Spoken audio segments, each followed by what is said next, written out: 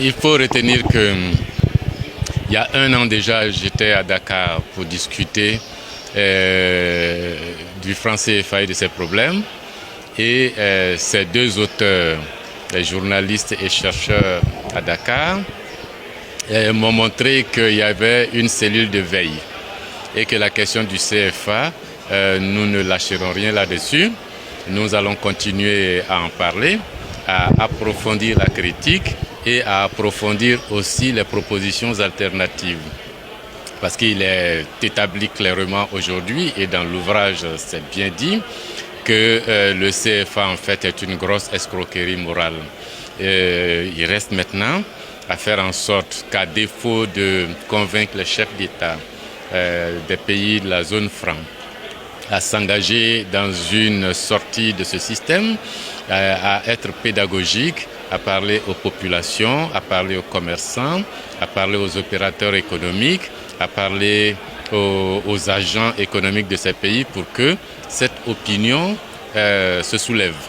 Mais il s'agit aussi de parler à l'opinion européenne, à l'opinion française, que les populations françaises comprennent bien que les dirigeants français de l'après-Seconde Guerre mondiale ont mis en place un système monétaire dans les pays africains du franc CFA pour exploiter, pour pomper, pour voler le travail de ces populations, et qu'avec ce système-là, ces pays africains de la zone franc ne pourront jamais se développer.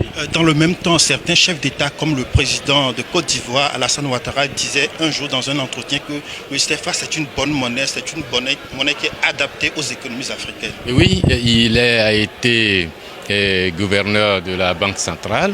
Le CFA a ses défenseurs, mais leurs arguments ne tiennent pas du tout par rapport aux nôtres. La question, c'est que ce sont eux qui décident. C'est pour cela que maintenant, notre plaidoyer ne s'arrête plus aux officiels des gouvernements. Nous continuons à leur expliquer, parce qu'ils ne peuvent plus dire qu'ils ne sont pas au courant, mais notre plaidoyer va en direction des populations africaines et des populations européennes, surtout les populations françaises. Est-ce que vous savez que votre gouvernement, au quotidien, fait payer des impôts à ces populations qui sont en Afrique, même si on vous dit en permanence que c'est l'aide que vos pays donnent à ces pays, le système du franc CFA appauvrit ces pays. Il faut expliquer aux Européens ce qui arrive avec l'euro et la crise que l'on constate en Grèce, en Italie, en Espagne, au Portugal et même en France par rapport à l'Allemagne. C'est exactement le même système qui a été imposé par le général de Gaulle et Debré et les autres jusqu'à aujourd'hui aux pays africains de la zone franc. Vous mettez ensemble des pays qui ont des systèmes productifs différents, avec un qui a un système productif compétitif de haut niveau, des produits de haut de gamme, et à côté d'autres qui ont des systèmes archaïques de production, des niveaux de compétitivité faibles, des niveaux de rendement faibles. Vous les mettez ensemble dans un système monétaire et puis vous placez entre eux un taux de change fixe. Le résultat, c'est que ceux qui sont les plus compétitifs, les plus productifs, vont pomper la richesse de ceux qui sont les plus pauvres. Et au sein de l'Union européenne, ça se voit. L'Allemagne est devenue encore plus puissante après l'instauration de l'euro, là où la structure industrielle d'Italie et de Grèce ont perdu parfois 25 à 50% de leur capacité. Les usines sont en Allemagne et puis la pauvreté dans les autres pays. C'est ce que nous vivons en Afrique depuis 1945. Il faut changer ça. Alors, monsieur le ministre, est-ce qu'à l'époque, quand la Guinée a quitté, elle a subi la répression de la France? Est-ce qu'aujourd'hui encore, la France a cette force de répression si un État se décidait à quitter tout seul la zone franc? Elle peut encore avoir le système de répression, mais il ne faut pas prendre les cas qui n'ont pas marché. Il faut regarder la Tunisie, le Maroc, l'Algérie, le Vietnam, Madagascar. Des cas ont marché. Le tout, c'est de savoir comment est-ce qu'on organise. Est-ce que la Guinée, en sortant, s'est donné les alternatives nécessaires? Peut-être pas. Aujourd'hui, tous les pays peuvent sortir individuellement ou collectivement, créer leur monnaie. Techniquement, c'est possible. Politiquement, c'est possible. La France n'a pas d'autre moyen de faire pression. Le monde est global aujourd'hui. il faut simplement le vouloir. Alors vous semblez dire que la CEDEAO, en lançant la création d'un logo, du nom, de la monnaie, a mis un peu la charrue avant les bœufs. C'est une réflexion à haute voix parce que dans la stratégie normale de création d'une monnaie, on commence d'abord par conceptualiser cette monnaie commune de la CEDEAO. Un document conceptuel doit être produit. C'est quoi cette monnaie? Ça va servir à quoi? Comme la commission Delors a produit le traité de Maastricht. Il y a le concept. Et puis après le concept adopté, on a compris, on va élaborer le traité qui crée l'union économique et monétaire en question.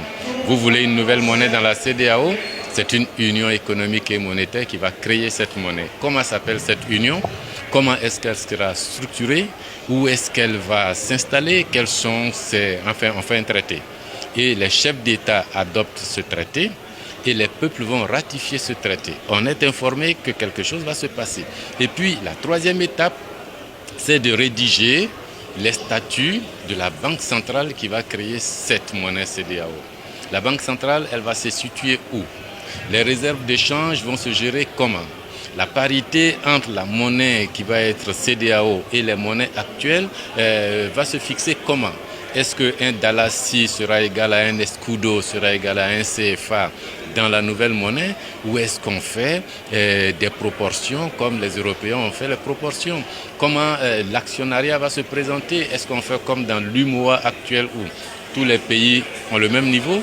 Ou bien alors est-ce qu'on fait comme avec les Européens où l'Allemagne a un actionnariat, a un nombre d'actions plus élevé que la Grèce, l'Italie et les autres? Mais toutes ces questions doivent être discutées dans d'abord un statut de la Banque centrale avec les problèmes de change, les problèmes de réserve. Et puis une fois c'est fini, que ce traité, ce statut est adopté et ratifié, alors seulement on lance l'idée. Voilà, nos États ont décidé d'aller à la monnaie unique. La monnaie unique sera avec une banque centrale. Et la banque centrale vous demande comment est-ce que cette monnaie va s'appeler.